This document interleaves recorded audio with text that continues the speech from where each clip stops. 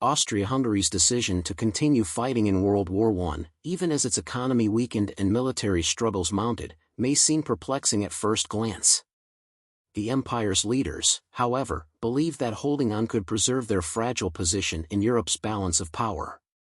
Political ambitions, alliance obligations, and fears of destabilization influenced Austria-Hungary to stay in the war long after more pragmatic paths were evident. Here's a closer look at why Austria-Hungary hesitated to seek peace earlier in the conflict. 1. Alliance obligations with Germany. Austria-Hungary's alliance with Germany bound the two empires together in a mutually supportive pact that shaped the course of the war for both.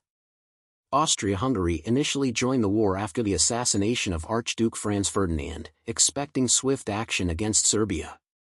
When the war expanded, Germany became Austria-Hungary's essential ally, supporting its troops, economy, and overall military strategy. A premature peace would have broken the alliance, leaving Austria-Hungary isolated and likely threatened by encroaching powers. Moreover, German military power represented a vital buffer for Austria-Hungary against Russian forces on the Eastern Front. The dual monarchy feared that abandoning Germany would expose it to Russian or even Italian ambitions, as Italy had shifted alliances to join the Entente powers by 1915. The strength of this alliance, alongside Germany's influence over Austria-Hungary's military strategy, kept Austria-Hungary committed to the war. 2. Political and social instability within the empire. Austria-Hungary was a diverse, multi-ethnic empire with long-standing internal divisions that its leaders feared would erupt if they pursued peace prematurely. With ethnic tensions simmering among groups like the Czechs, Slovaks, Croats, and Serbs, there was a high risk that an early end to the war would spark nationalist movements seeking autonomy or even independence. Austria-Hungary's leaders believed that continuing the war could help keep these factions focused on a common enemy rather than internal divisions, at least temporarily. Furthermore, the empire's monarchy and ruling elite saw the war as an opportunity to reinforce their control over the diverse regions. For leaders like Emperor Franz Joseph and, later, Emperor Karl I, negotiating peace risked emboldening these groups and fracturing the empire from within. 3. Territorial and strategic ambitions. Initially, Austria-Hungary entered the war with a specific goal: to punish Serbia and solidify its dominance in the Balkans.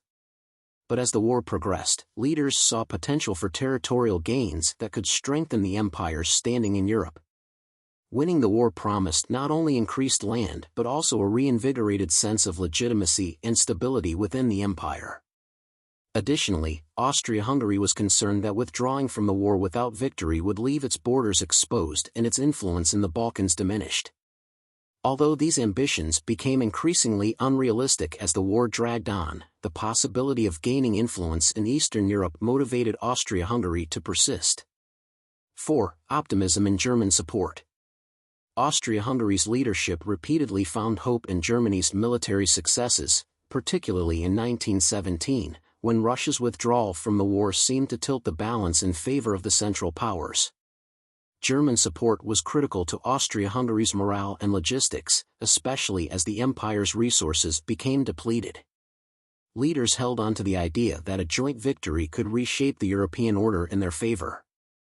However, the war's unrelenting toll on the home front eroded Austria-Hungary's capacity to keep up with Germany. As food shortages, inflation, and casualties mounted, the empire's leaders remained hesitant to pull back, betting instead on a final German push that ultimately failed. Conclusion. Austria-Hungary's decision not to seek peace earlier in World War I was driven by a complex web of alliances, internal instability, territorial ambitions, and reliance on German support. Although these strategic and political calculations initially seemed to bolster the empire's standing, they ultimately contributed to its collapse.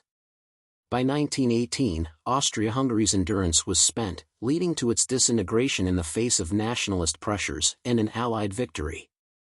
This delay in seeking peace, while influenced by the empire's complex needs, proved to be one of the final missteps in Austria-Hungary's fading influence on the European stage.